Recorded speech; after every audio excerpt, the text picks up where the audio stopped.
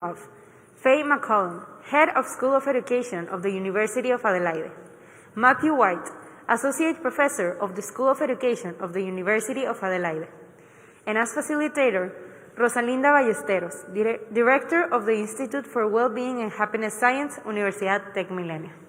We give you a warm welcome, and now we give the word to Rosalinda. Both, and welcome to this panel. So the first thing I'm going to mention is that this panel is reflecting the work from this book that a number of authors from around the world have collected on precisely the importance of well-being education and resilience education during the COVID-19 pandemic. Well-being and resilience education has been part of educational curriculums around the world, but its importance has been highlighted by the last 18 months of a pandemic, which of course challenged the educational world, and in a matter of days, billions of students around the world had to switch to homeschooling, online schooling, and of course, that posed also a challenge in terms of student well-being and teacher well-being.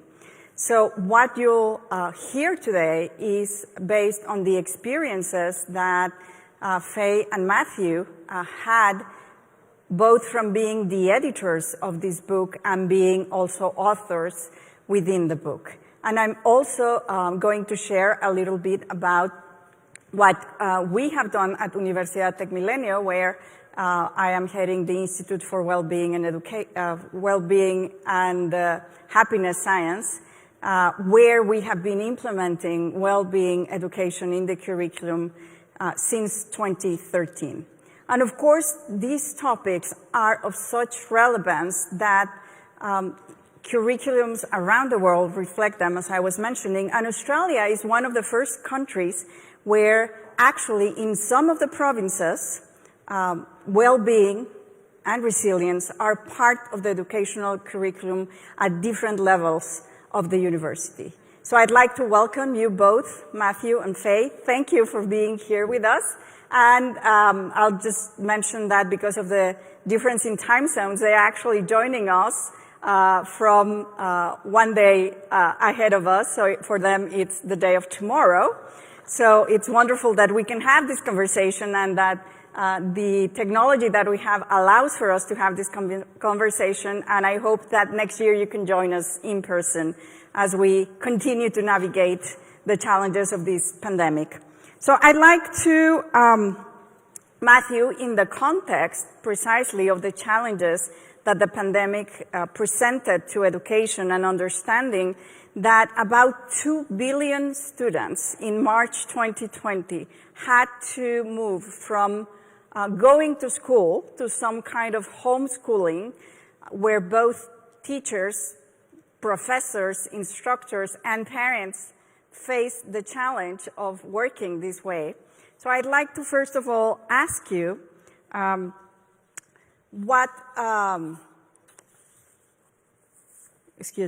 without question, one of the fundamental topics during this long 18-month pandemic has been how do we attend to students, to teachers, parents' mental health.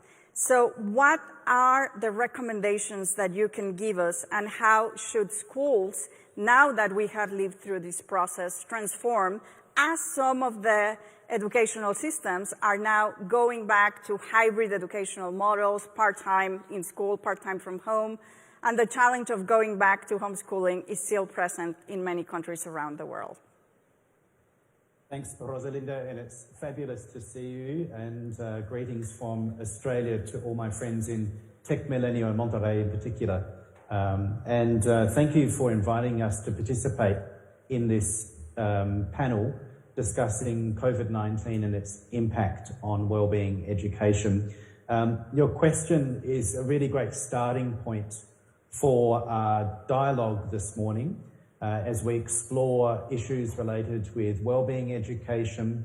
And the way that I define that, Rosalinda, is it's about teaching young people to feel good and function well, as well as to achieve learning outcomes at the same time. But you're quite correct that in April last year, in 2020, there were 91% of all enrolled students across the world, 194 countries, at the same time, simultaneously, were required to leave their place of learning to, as a result of the impact of the waves of the pandemic around the world.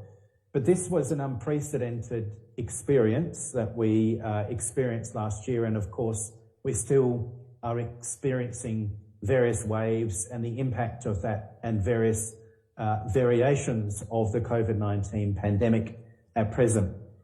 And it's important to note, I think, that Rosalinda, in the book that we published, in which you had a chapter as well on Tech Millennials' experience, that when we wrote the book, originally 91% of the world's students were disrupted, and today, and I've just looked up the statistics from UNESCO today, we still have 2.4% of learners around the world. That's 37 million students who in one way or another are having their learning disrupted as a result of the COVID-19 pandemic. So if we think about the question that you've posed me, I'd like to respond to this in a series of themes, first of all. So if we think about schooling and we think about the challenges which have been faced for example, students and families, one of the initial challenges has been, first of all, continuity of learning.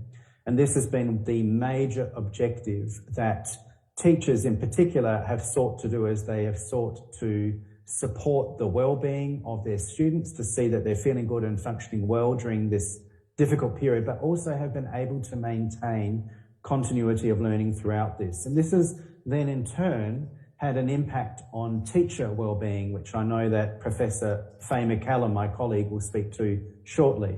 But in terms of the challenges there that are being faced, is that teachers have now been asked very quickly to transition to a new mode of learning and teaching, a hybrid mode, and this has brought around significant opportunities for creativity and innovation, and also really actually brought home the importance of preventative mental health strategies for young people in schools.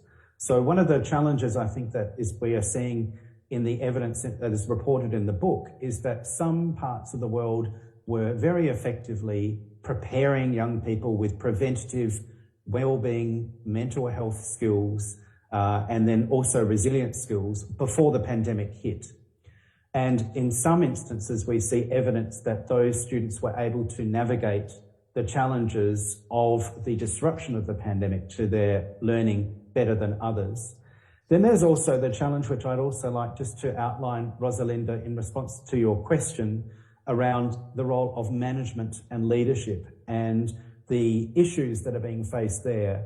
And it's the pandemic has really brought into focus the importance that well-being and learning go hand in hand, that well-being and learning are intrinsically linked, and that schools and schooling can learn a large amount from the evidence-informed approaches to teaching well-being skills to young people so that they are well equipped for the challenges that they are currently experiencing at the moment. So one of the other things that I would like to emphasize here is the role of governance, in particular in schools. And so governance and how schools are managed need to really also include well-being as I recommend one of the major objectives of their learning strategies for the schools, so that they have a comprehensive and preventative approach overall. So recommendations in particular that in response to your question would be that in particular parents are maintaining regular contact with their school, regular contact with their child's classroom teacher, that they are promoting a safe, supportive learning environment at home, which has regular routine, to a certain degree mirrors the structure of the school day, and then also talk to their children about their learning growth and how they are engaging in their learning. And that's going to be an important part in responding to the ongoing challenges that we have with the pandemic. In the opening chapter of the book that Faye and I wrote together, we posed the question, has the COVID-19 presented a crisis or a catalyst for developments of the integration of wellbeing education? And we argue that it is a catalyst and it has really actually brought to significant attention around the world the importance of wellbeing for young people, but also how that fits within the ecosystem of a whole school. And when we think of all of the people involved with schools and schooling and the parents who are involved, the teachers, the students, everyone plays a part and all have a role to play in helping to promote young people to feel good and function well. So that's my response to your first question, Rosalinda. I might pass back to you for perhaps the next question. Thank you so much. And I think you mentioned something very important, like at Universidad Tech Milenio, for example, we developed back in 2013 what we call the ecosystem of well-being and happiness, which goes across all the domains of our institution, which has to do with teaching well-being. And our undergraduate students at the university level, for example, have all the course of principles of well-being as part of their curriculum, but also changing the way in which, for example, our staff and professors also see well-being as important as the curricular context or subjects that they are teaching. And I think this now gives us the evidence to say, for example, that Tech Milenio students, which is what we have in our chapter on the book, the chapter that Humberto, Charles, and myself presented in the book, is that this served as a buffer, as a protective strategy towards the additional stress that the pandemic caused to students in general, but in particular to the case of the Tech Milenio students that were analyzed in the sample that we present in our study. And this is something that I think is very important for everyone that worked on this book, and I know for both of you especially, which is to have evidence-based approaches to well-being in education or resilience in education. And I think that now that we have this body of evidence, and that we are still building evidence, but we have sufficient evidence to say that this is important, I know that you also work in an education school. So my next question for you is actually, how should teacher education programs on how to teach need to respond and include well-being education in their curriculum? So if we say and we believe and we have evidence that well-being needs to be part of the curriculum, how do we integrate it to teacher education, and what are some of the challenges that professional programs in education might be facing in doing so? So Matthew, this question is for you also, and then I'll continue with Faye. Thanks, Rosalinda. And I think I just want to congratulate Tech Milenio on your ecosystem approach to well-being and happiness that I know very well, because I think that one of the interesting outcomes of an approach like that is it creates what is termed well-being literacy, as is the term described by Lindsay Odes from the University of Melbourne, which is to describe the capacity that an individual has to articulate the vocabulary around thoughts, feelings, and actions related with well-being as an outcome. But to respond to your question, it's a really great one, and it's one that we've grappled with at the University of Adelaide. So together with Professor Faye McCallum, we co-authored a evidence-informed wellbeing framework to integrate into both our Bachelor of Teaching degree as an undergraduate degree and also our Master of Teaching degree, the postgraduate degree. And we did this for a number of reasons, and this is, we believe, one of the first accredited teaching programs to actually have adopted a wellbeing framework of this nature, because in the past 10 years, when you look at research in the field of wellbeing education, there's a lot of discussion around teacher wellbeing, which I know Faye will talk to in a moment. But one of the questions that Faye and I were interested in is what would happen if we actually introduced some of these competencies, capabilities, concepts at the beginning of initial teacher education preparation, so that when a graduate leaves university, they have a knowledge and understanding, or the wellbeing literacy as Lindsay Odes describes it, to be able to engage with wellbeing topics with young people in the classroom and beyond the classroom. The objective is not to turn all the teachers into counsellors or psychologists. It's to improve their general knowledge and understanding of the link between wellbeing theory and then learning theory, and then also teaching pedagogy. And so our framework, which has been created, has been aligned with the Australian Professional Standards for Teaching. These govern the standards for a quality teacher when they graduate in our country. And what we have done is that embedded within that is a project where our students will go on a professional experience placement in partner schools that we have partnered with locally here in Adelaide, South Australia. We have partnered with over 20 schools that offer very comprehensive wellbeing, resilience, and also character education programs so that they can explore the theoretical underpinning of wellbeing before they enter the classroom, and then also see how the theory is put into practice in classroom level. So the objective there is to narrow the gap between the learning theory that is taking place at the university with pre-service teachers, and then also the learning and teaching that's taking place in our schools. Now, the long-term goal here is to improve the literacy or the understanding of the students of these issues related with wellbeing and their discipline area. So, for example, they may be being trained or educated to be a great mathematics teacher or history teacher or geography teacher. So what role does wellbeing play in creating positive learning environments in the classroom? And what do they need to know and understand about young people's wellbeing and resilience as they create their lessons to be able to integrate both wellbeing goals and also learning goals? And so the outcome has been that we've created this framework, we've published on it, it's in this book and another book that Faye and I have edited as well. And we are now moving into our second year. We've included and consulted experts from around the world on the various themes that are engaged here. And we're at the beginning of the journey, Rosalinda, but we're very excited to see the engagement and impact our graduates will have with this wellbeing framework, so that when they graduate and they enter into the classroom, they are better prepared for a quality teacher graduate. So thank you, and I think this is very important because if we, for example, here in the Mexican educational system, there is a part where social-emotional learning is included in the curriculum, but then it's left up to the teachers, for example, in K-12 education, to actually put something in there.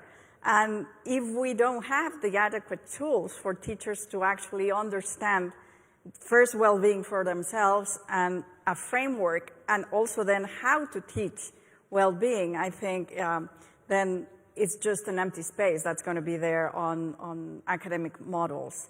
And also you mentioned something very important, which is it has to be an integral part that goes across the curriculum.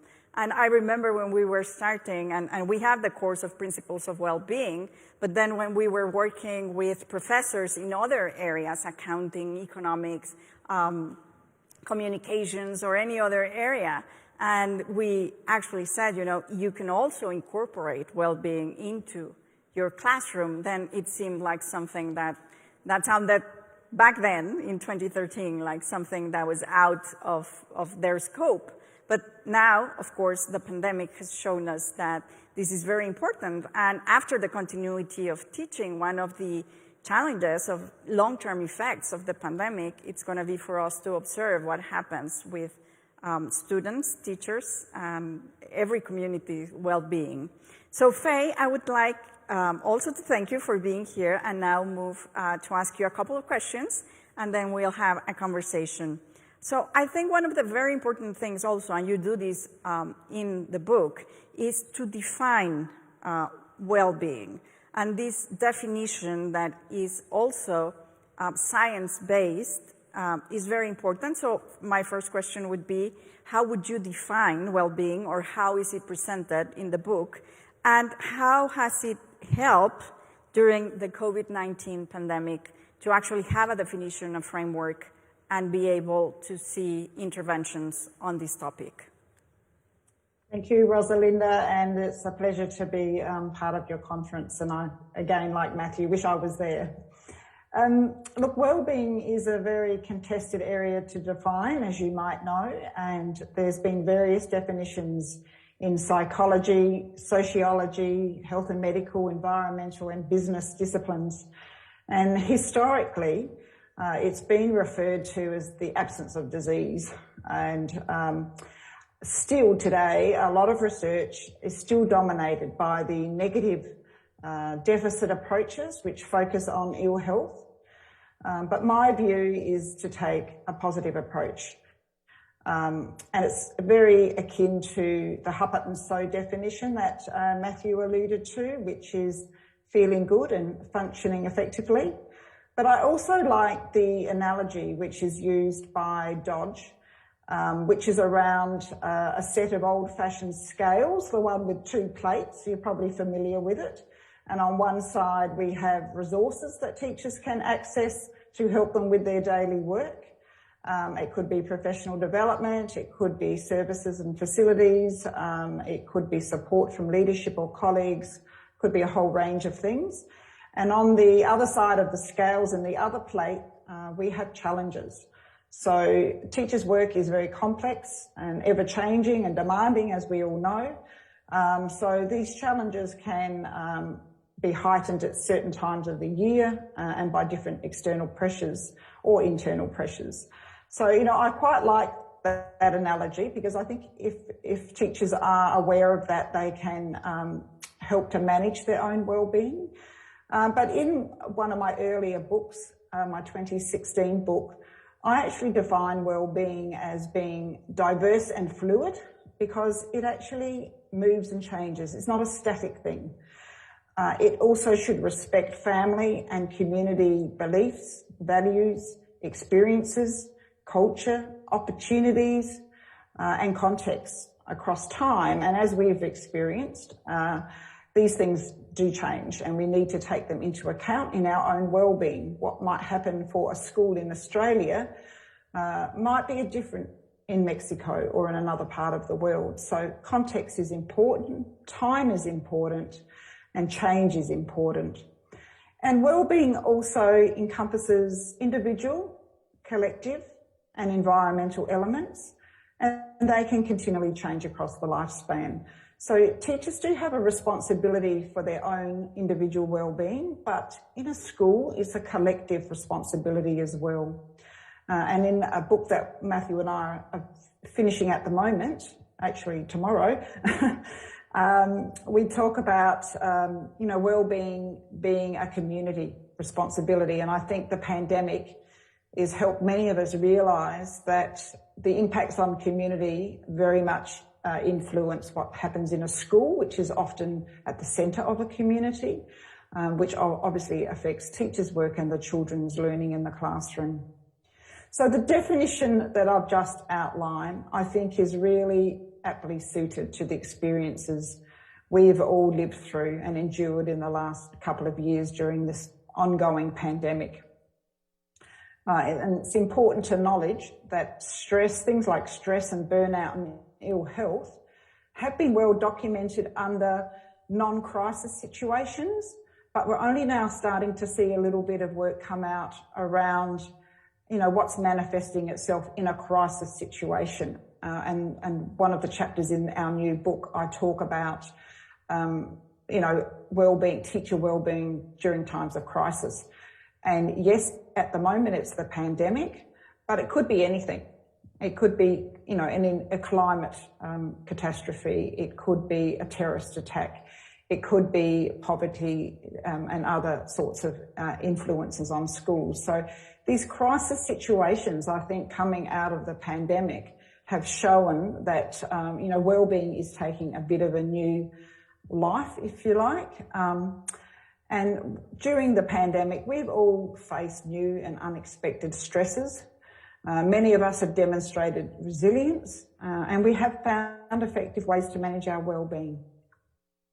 So, and that actually leads to my next question, because I remember as we were working on the book, there were conversations going back and forth through email between those of us that are authoring a chapter and both of you as the editors, where the title of the book changed a little bit from the beginning to the final version. And resilience education is also something that is very much part of education around the world now in some countries and some of the examples that are on the book. And you just mentioned it, so I'd like to ask exactly what is the importance of resilience in education? And I'm going to assume also that this concept is changing also during these current times and challenging times. Yes, it is. Excuse me. Now, I think resilience is broadly defined as the ability to bounce back or overcome some form of adversity and thus experience positive outcomes as a result of it. I think that's sort of a general term that we understand.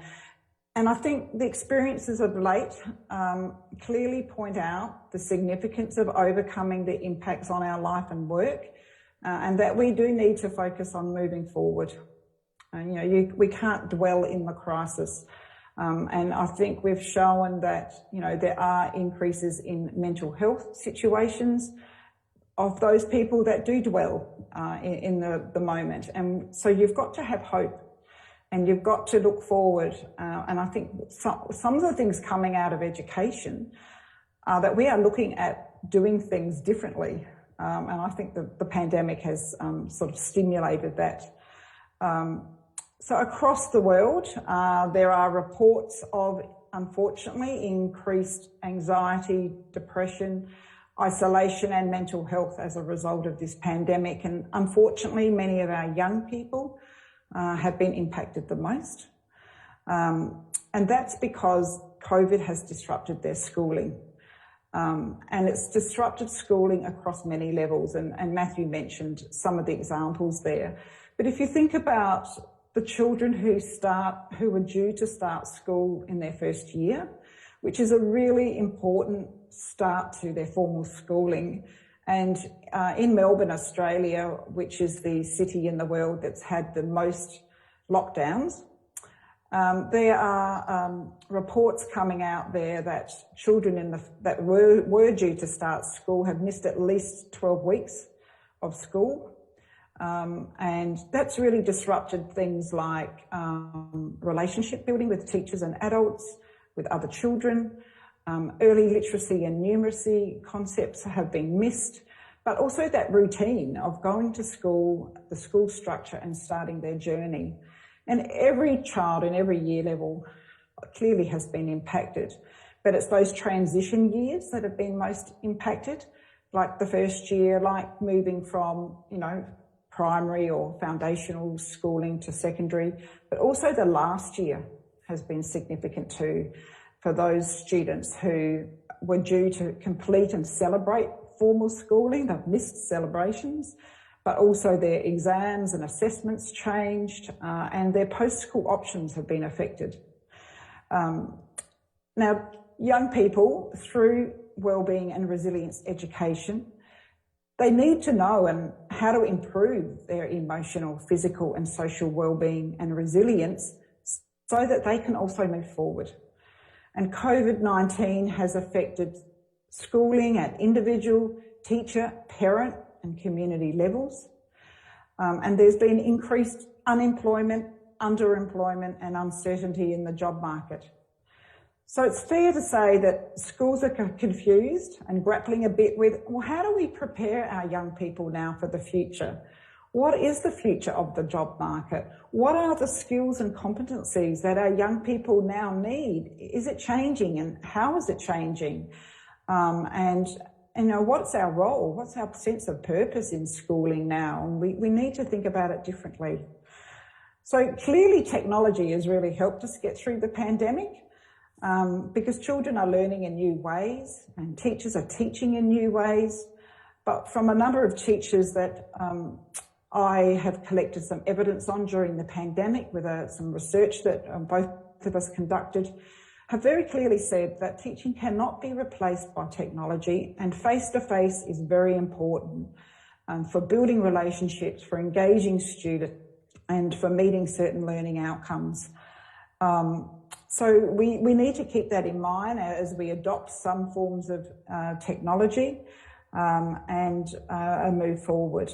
So COVID-19 has had a social, emotional, and an economic and physical and a political impact. And it's clear that our children and young people now need to be strong and resilient to continue to live through the pandemic, because we're not through it yet. And they need to reconsider their post-school options.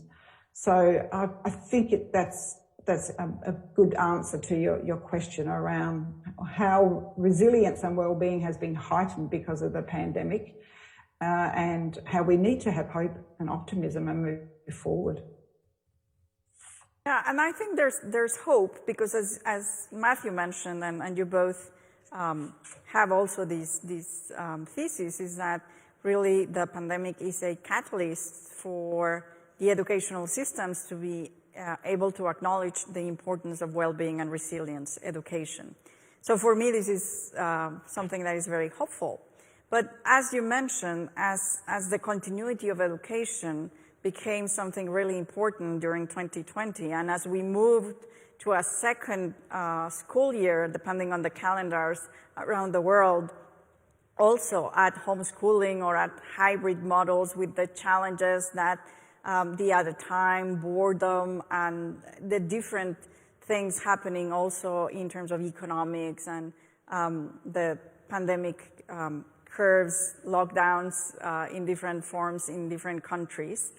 So teachers were facing a lot of challenges. And one of the things that we faced, for example, back in 2013, is that when we realized that we needed professors at the university to teach well-being, they needed to understand well-being and practice well-being for their own.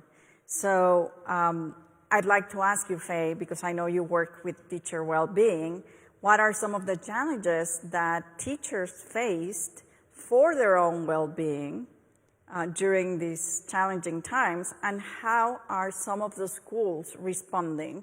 How should they respond? Because there might be school administrators looking at this panel right now.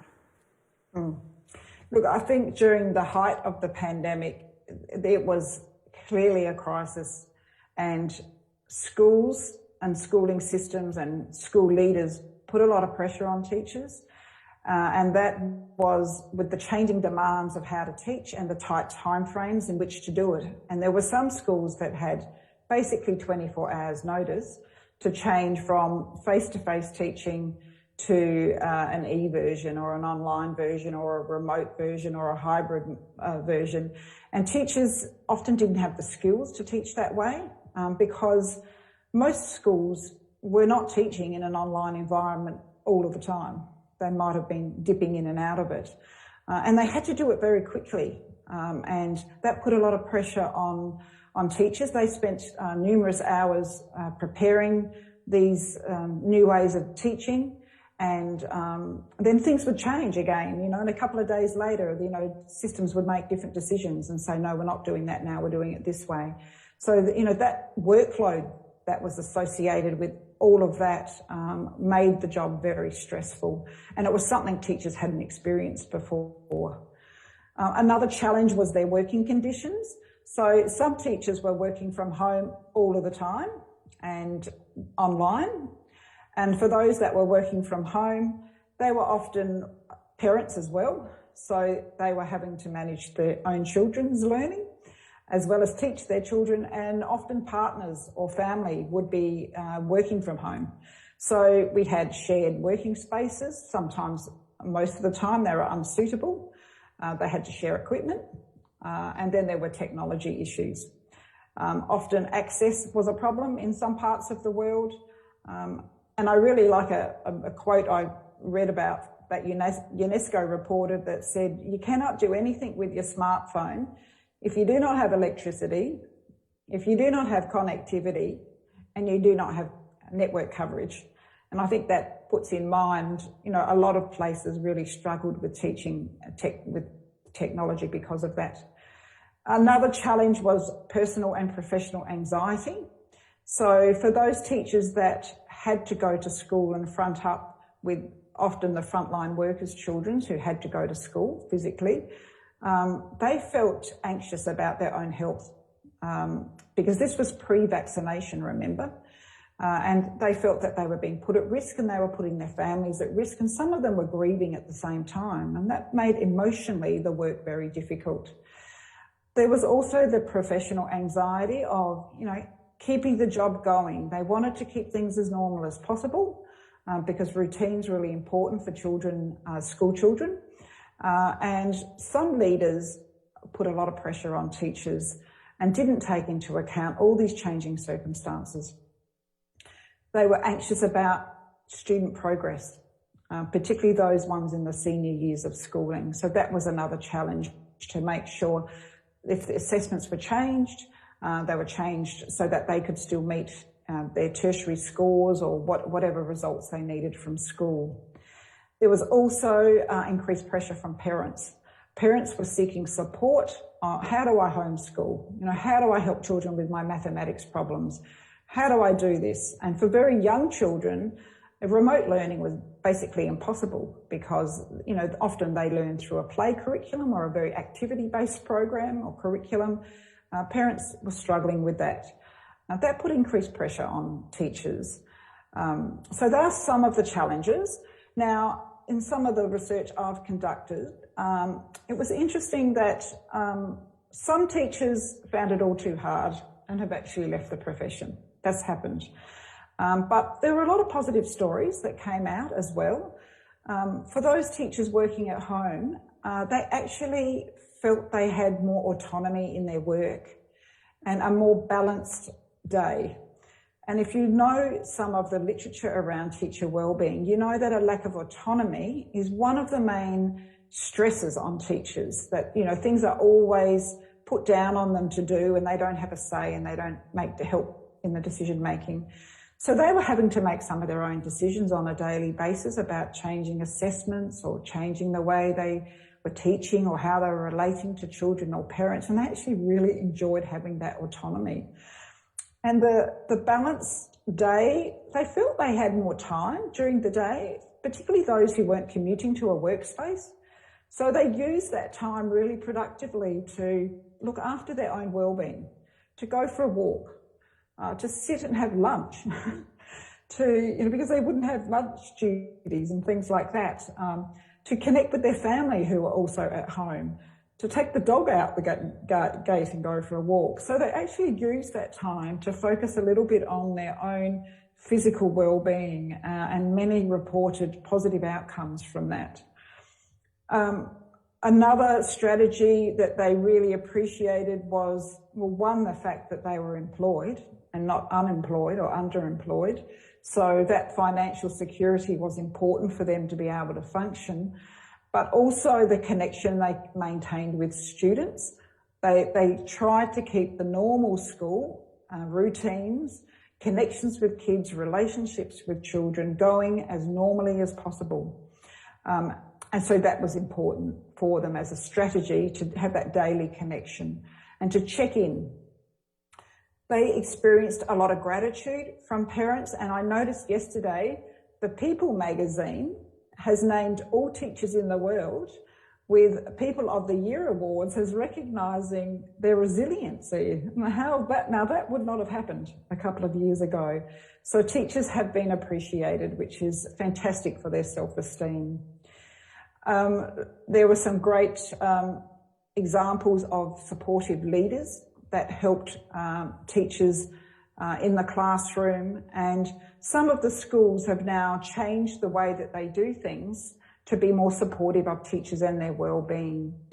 And that's like an awareness that this is important. Like Matthew said, well-being and learning go together. So increased professional development, daily, weekly focus on well-being as part of the staff meetings or the agendas. Leaders, management are now employing senior leaders in well-being who have a portfolio that looks after the workforce. There's been increased services and facilities that weren't there before, and people are talking about it. Like this wellbeing literacy, they have now got the words to express and are being heard. And the final thing that the teachers in my study talked about was the increased collegiality that's come out of the pandemic, because they had to learn skills very quickly and on the spot. They connected with other teachers, where once they often worked in silos. So this increased working with it in a team has really been a positive for a lot of teachers. Yeah, and I think you have both mentioned these, the well-being literacy is something very important, that the language to be able to express how you feel, and also the connection between well-being and school results, how well-being impacts performance in students is very important, and is, again, one of the things that as a community around the world, those of us that are studying well-being in education and researching have every time more evidence that if students are well, if they feel well adapted, if they are functioning well, then their performance in education will be better. And I'd like to take these few minutes that we have left, because the book actually has a collection of works around the world, and this community of people around the world researching and providing evidence on the effects of well-being in education. I think it's very important. So maybe in a couple of minutes, Matthew, Faye, could you tell us a little bit more of world examples that are worth knowing more about? Thanks, Rosalinda. There are a number of chapters, and I might pick a few, and then Faye can talk to a couple of others. Which so when we contacted people to contribute towards this book, it was around April or May 2020, at the height of the displacement caused by the pandemic, and we asked a very simple question to our colleagues. And so we contacted people in England, Spain, Italy, Denmark, Mexico, yourself, Rosalinda, and colleagues at Tech Milenio, Canada, New Zealand, and we asked them what did they think was going to be the impact of the pandemic on the field of wellbeing education, which has started to have more traction and knowledge and understanding in mainstream schooling in the last 20 years. And we thought that it was a watershed moment. The result of the chapters were very interesting. I'll just highlight two in particular. One from Dr. Tayyab Rashid from the University of Toronto, Scarborough in Canada, who reported on developing resiliency programs for students in higher education at the University of Toronto. And with colleagues there, he reported on a pandemic response wellbeing initiative that was developed by the University of Toronto, which was particularly thought-provoking. Also, there was another chapter written by Dr. Lucy Hone from the University of Canterbury, Christchurch in New Zealand, which actually looked at the devastation of the New Zealand earthquake from 10 years ago and asked the provocative question, like Faye alluded to. There is always going to be some challenge that will disrupt education, perhaps not to the scale that we're experiencing now, but in Lucy's chapter, she explored what were the community learning from the challenges of that earthquake. I might pass to Faye just for a couple of comments in some of the other chapters as well. Yeah, I was going to highlight Lucy Hones as well, because I recently heard her present on that chapter, and you know that they've worked for a decade now to reform Christchurch and worked with their community there, and it's a really positive story. So I'd really support that one. Recommend that one to you. Also, an interesting one from Nina Madad, supporting English language for children from refugee backgrounds, which gives a little bit of a different slant on, a group of vulnerable children and how their experiences were through the pandemic. But also another chapter on the importance of leadership. And as I said, there were good and not so good stories of how leaders supported teachers through the pandemic or the crisis, leaders have a key role to play. And I think it's time that they looked at their leadership styles and how they can be a part of wellbeing and preparing for the future. Yeah, thank you. And I think leadership is one of the topics here at the conference also, which is very important. And yes, examples around the world will show in how many, different ways we can introduce well-being into different learning contexts, and it will have a positive impact on what is happening with, first of all, the way the students feel, but also the results that we can achieve in terms of academic performance. And of course, we want to prepare students for this challenging and changing world every time more. So 30 seconds of closing remarks to say goodbye to people. And if we could have at the end the cover of the book. Thank you. And Rosalinda, thank you for this opportunity. It's also very thought-provoking to reflect that in the time that it took us to write the book, the world created several vaccines for COVID-19, and that is one of the great miracles of science. And also, it's a testament to the hope that runs throughout this book, actually, where we argue that we are seeing a catalyst for change, renewal, which is going through here as well. But it's something which is very thought-provoking, that this is a unique experience that has happened around the world, and that we have a myriad of researchers who are focusing in particular on the challenge of preventative mental health strategies in schools promoting well-being, and that we've actually learnt from each other in this collaborative process. And I might throw to Faye just for some final thoughts as well. Yeah, I'd just like to reinforce what you've said a couple of times, Rosalinda, around teachers being the most important in-school factor. And I think the pandemic has really heightened this. Well teachers, well children. I've been advocating that for over a decade. And I think the pandemic has increased our interest in the importance of teacher wellbeing. So thank you very much, both of you. Of course, the most important thing is containing the curves, the contagion curves, but I think also the continuity of education and mental health of everyone in the system is very important. So thank you both, and thank you for everyone here at the audience and looking at the webcast.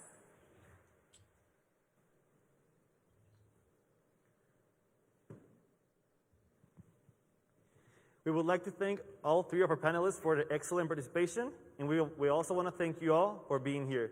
We'll see you at 5:45 p.m. Central Mexico time zone in our next keynote lecture by Sandra Brown, Vice Chancellor for Research of the University of California in San Diego, who will share with us the keynote talk, Women Leadership in Higher Education. Thank you.